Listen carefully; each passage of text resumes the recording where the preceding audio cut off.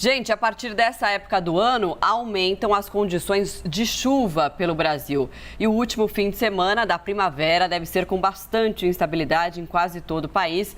Vamos então saber mais detalhes dessa previsão do tempo com a Karine Gama, meteorologista da Climatempo. Karine, muito bom dia, obrigada por nos atender.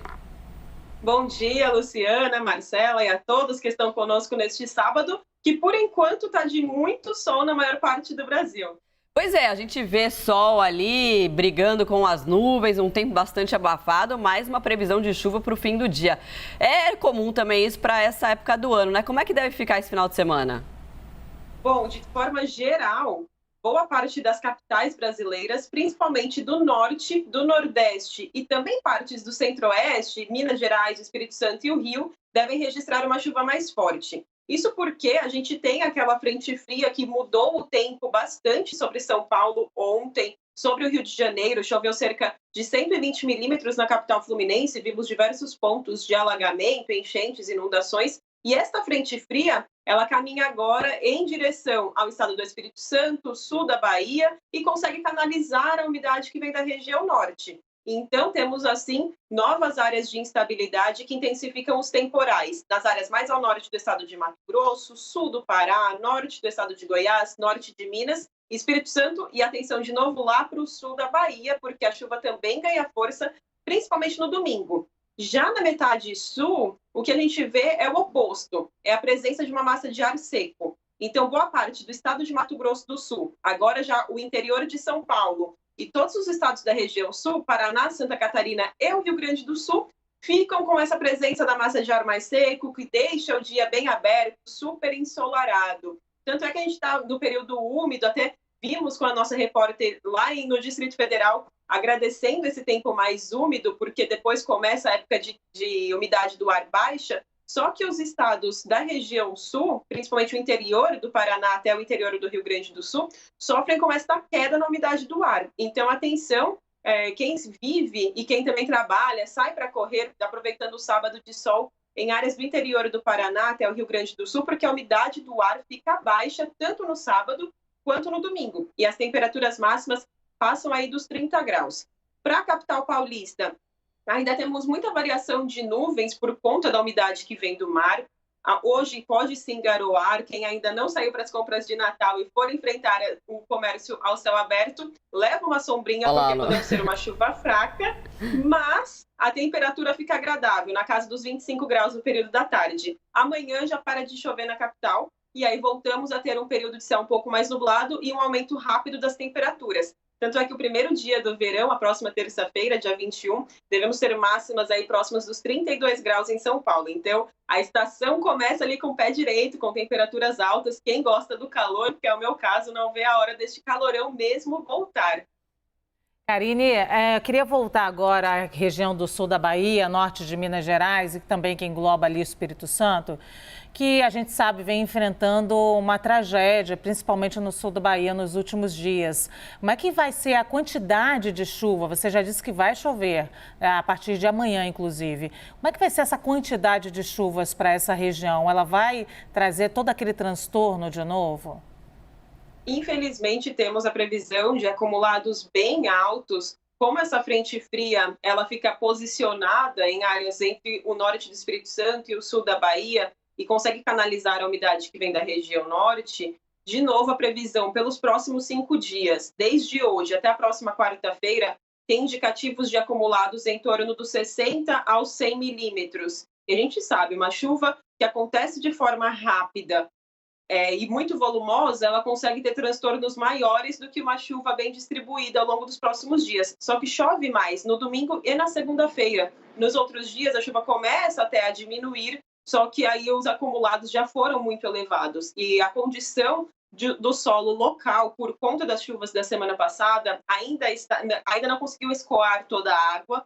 O solo está muito encharcado, então qualquer precipitação pode voltar a ter novas áreas inundadas, pontos de alagamento. A gente viu, infelizmente, até rodovias e áreas um pouco mais rurais que tiveram transbordamentos de rios, atingiram áreas com pontes, e por conta dessa condição de solo que está encharcado com a chuva que ainda há de vir, devemos ter de novo alguns transtornos em áreas do sul e extremo sul da Bahia, o norte do Espírito Santo e o norte e nordeste do estado de Minas Gerais.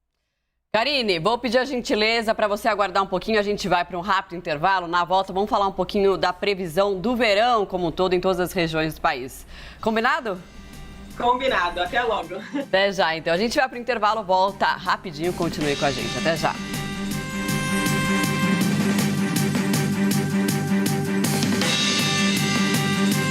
CNN Sábado.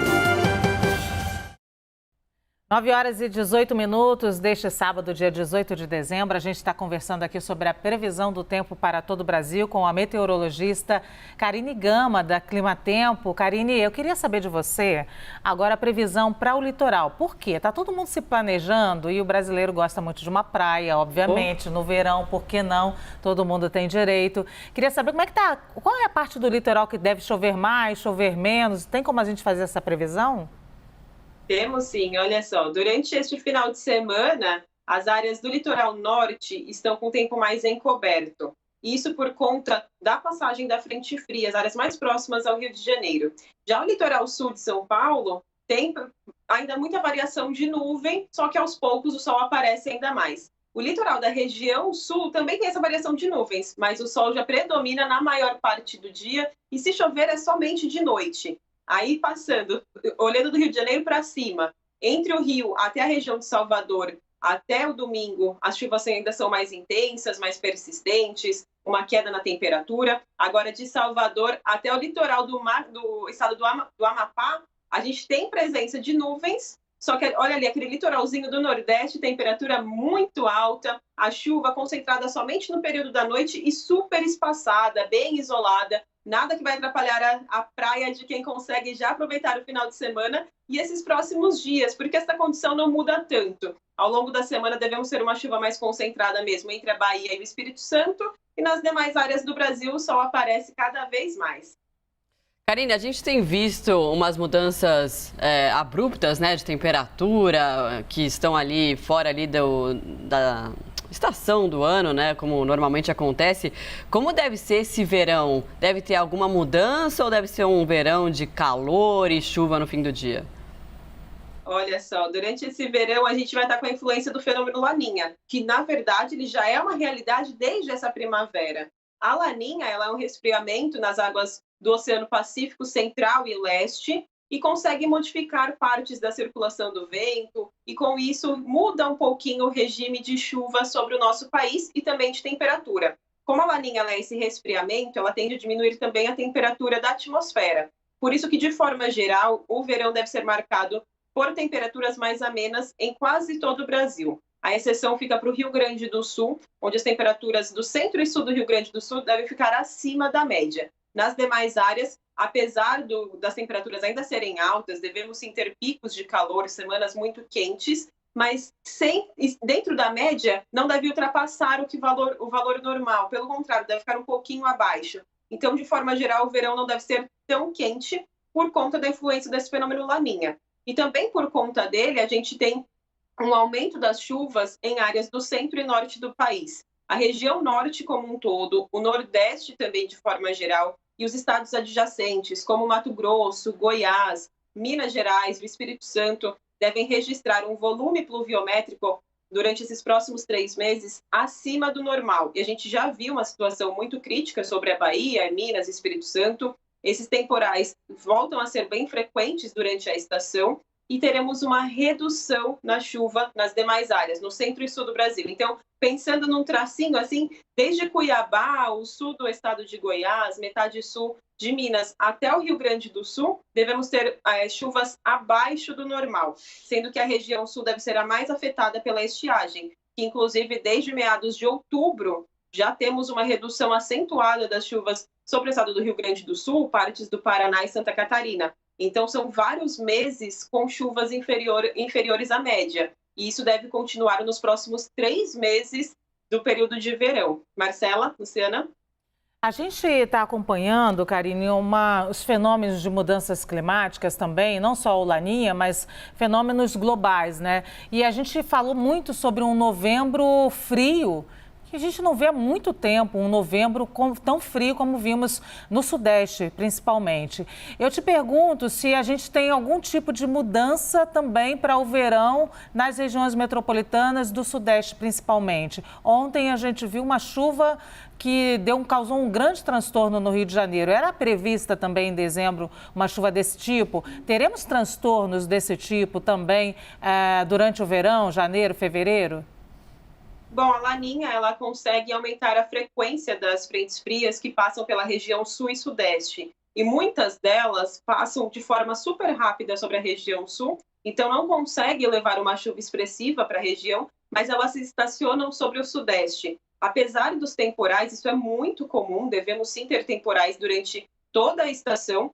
Estamos no nosso período úmido e ainda bem que eles vêm, porque a chuva que acontece agora durante o nosso período úmido, a primavera e o verão, é o que nos sustenta durante o período seco. Já a partir do finalzinho do primeiro trimestre do ano que vem, as chuvas já reduzem, então a chuva que cai agora é o que nos mantém, né, durante as próximas estações secas.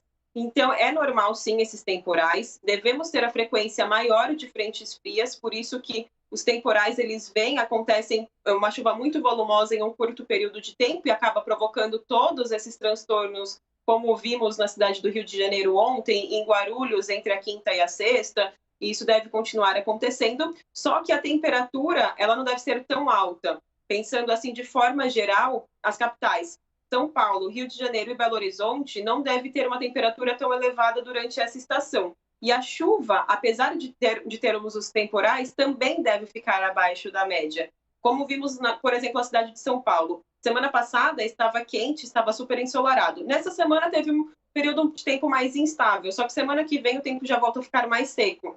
Então, apesar desses temporais, não conseguiremos atingir a média climatológica. Então, teremos chuva abaixo do normal na cidade de São Paulo e do Rio de Janeiro, principalmente. Em Belo Horizonte, a chuva pode ficar dentro da média, sim. Karine Gama, meteorologista da Climatempo, trazendo todo um panorama aí da previsão do tempo para esse final de semana e também para o verão, que começa na próxima terça-feira. Obrigada, Karine, até uma próxima.